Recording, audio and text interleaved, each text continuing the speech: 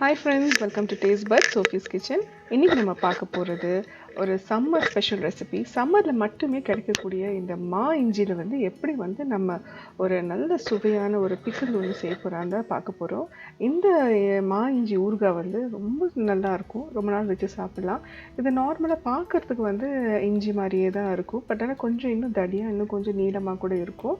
And டேஸ்ட்டுமே வந்து டிஃப்ரெண்ட்டாக இருக்கும். ஸ்மெல்லுமே பார்த்திங்கன்னா டிஃப்ரெண்ட்டாக இருக்கும், இஞ்சி மாதிரி இருக்காது, பார்க்க மட்டும்தான் இஞ்சி மாதிரி இருக்கும். ஸோ இப்போ இந்த இஞ்சி வந்து நம்ம வந்து நல்லா வாஷ் பண்ணி நம்ம வந்து கழுவி வச்சுக்கலாம். இன்றைக்கி நான் வந்து ஒரு 300 கிராம் அளவுக்கு வந்து மா இஞ்சி எடுத்திருக்கேன். ஸோ நல்லா வந்து தண்ணியில் ஊற வச்சு நல்லா கழுவி எடுத்துக்கலாம். நல்லா கழுவின பிறகு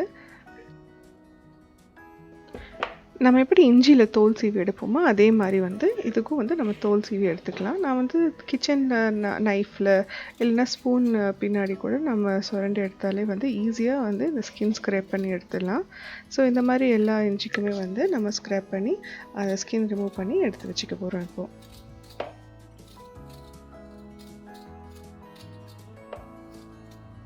இந்த மா இஞ்சிக்கு வந்து நல்ல தோல் எடுத்துகிட்டு நம்ம நல்லா காய வைக்கணும். ஒரு கிச்சன் டவல்லையோ இல்லைன்னா வெயில்லையோ வந்து ஒரு 1 hour வெளியில் கொஞ்சம் காய வச்சிங்கன்னா அது ஈரம் எல்லாம் போயிடும். அப்போ தான் ஊறுகாய் போடுறதுக்கு நல்லாயிருக்கும்.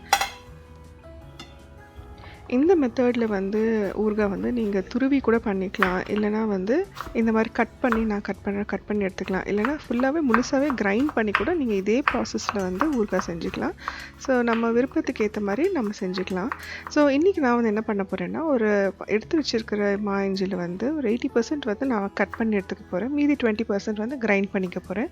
ஸோ அப்போ ஊறுகாயில் வந்து நமக்கு கொஞ்சம் பீசஸும் இருக்கும், அதே மாதிரி நம்ம தொட்டுட்டு சாப்பிட்ற மாதிரி கொஞ்சம் அந்த கிரேவி கன்சிஸ்டன்ஸில் அந்த தொக்கு மாதிரி இருக்கும் இல்லையா, ஸோ அதுவுமே நம்மளுக்கு நல்லா கிடைக்கும். ஸோ இப்போ வந்து இந்த அளவுக்கு வந்து சின்ன சின்ன பீசஸாக வந்து கட் பண்ணி நம்ம எடுத்துக்கலாம். இப்போது மீதி வந்து நம்ம மிக்சியில் போட்டு கிரைண்ட் பண்ணி எடுத்துக்க போகிறோம். அப்புறமா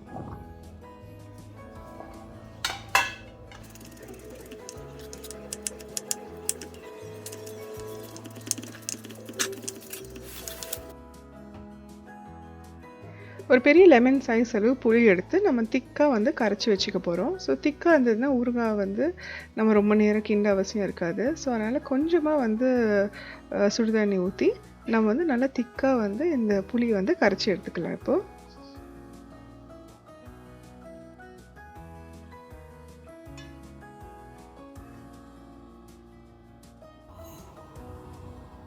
இதுக்கு வந்து ஒரு 1 டேபிள் ஸ்பூன் வந்து வெந்தயம் எடுத்துக்கலாம். இதை விட கம்மியாக எடுத்தோன்னா மிக்சியில் வந்து அரைப்படாது. ஸோ அதனால் ஒரு 1 டேபிள் ஸ்பூன் அளவுக்கு வெந்தயம், அப்புறம் 1 டேபிள் ஸ்பூன் அளவு நம்ம கடுகு சேர்த்துக்க போகிறோம். இது நல்லா வந்து லோ ஃப்ளேமில் வந்து நல்லா ஃப்ரை பண்ணி எடுக்கணும். அது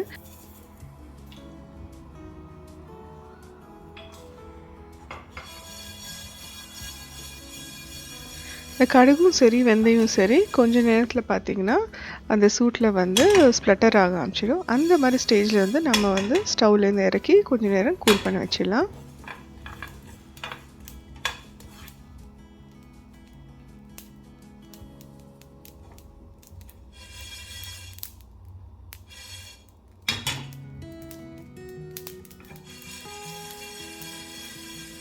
வறுக்கும் போதே வெந்தயம் நல்ல வாசனை வருது.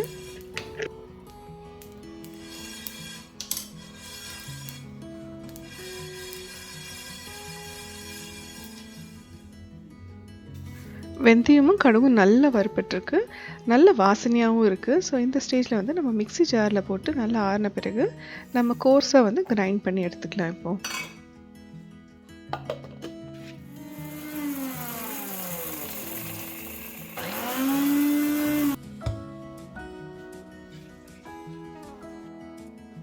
இப்போது அதே மிக்ஸி ஜாரில் நம்ம வச்சுருக்கிற அந்த 20% கொஞ்சம் மா இஞ்சி கொஞ்சமாக எடுத்து வச்சுருந்தோம் இல்லையா, அதுவுமே வந்து நல்லா அரைச்சி எடுத்துக்கலாம்.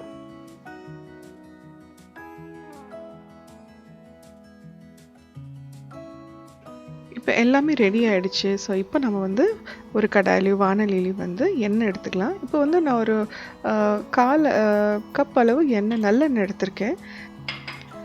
எண்ணெய் வந்து ஃபஸ்ட்டு ஒரு பாதி இப்போ யூஸ் பண்ணிவிட்டு மீதி பாதி வந்து நம்ம அப்புறமா யூஸ் பண்ண போகிறோம் திருப்பி. ஸோ இப்போ வந்து எண்ணெயில் வந்து கொஞ்சமாக கடுகு, அப்புறம் காஞ்ச மிளகாய் ஒரு காஞ்ச மிளகாய் கிள்ளி போட்டிருக்கேன். இப்போ நம்ம வெட்டி வச்சுருக்கிற மா இஞ்சியும் நம்ம கிரைண்ட் பண்ணி வச்சுருக்கிற மா இஞ்சியும் சேர்த்து நல்லா இதில் ஃப்ரை பண்ண போகிறோம் எண்ணெயில்.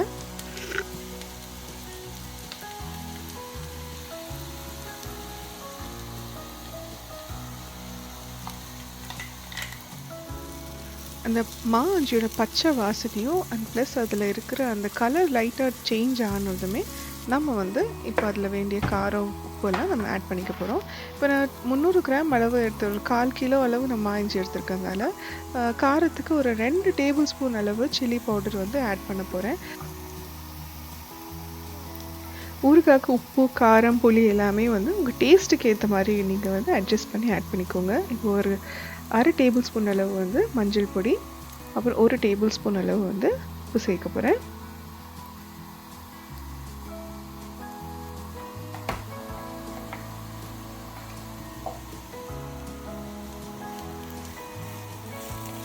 நல்லா மிக்ஸ் பண்ணிக்கலாம். இப்போது இதுக்கப்புறம் வந்து நம்ம மீதி ஒரு 1/2 கப் சொன்னேன், ஸோ அந்த கப்பு வந்து ஆயில் வந்து நம்ம இப்போ சேர்த்துக்கலாம்.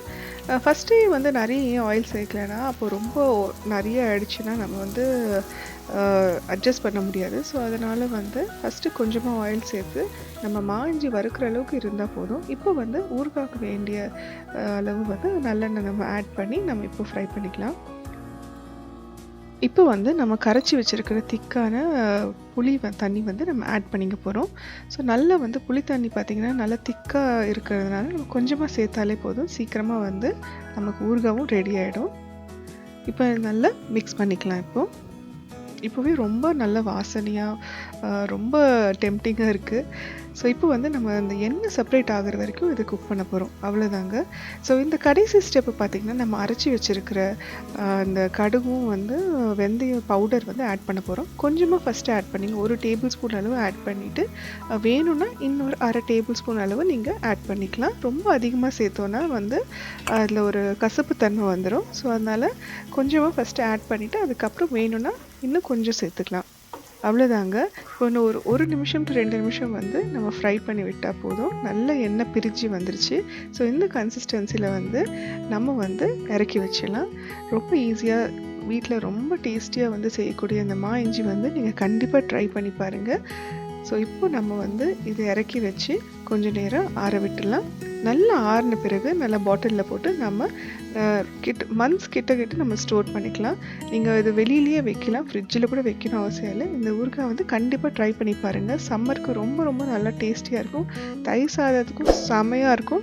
கண்டிப்பாக ட்ரை பண்ணி பாருங்கள். இந்த வீடியோ பிடிச்சிருந்தா லைக் பண்ணுங்கள், அண்ட் ஆல்சோ சப்ஸ்கிரைப் பண்ணல கண்டிப்பாக சப்ஸ்கிரைப் பண்ணுங்கள். See you again. Bye.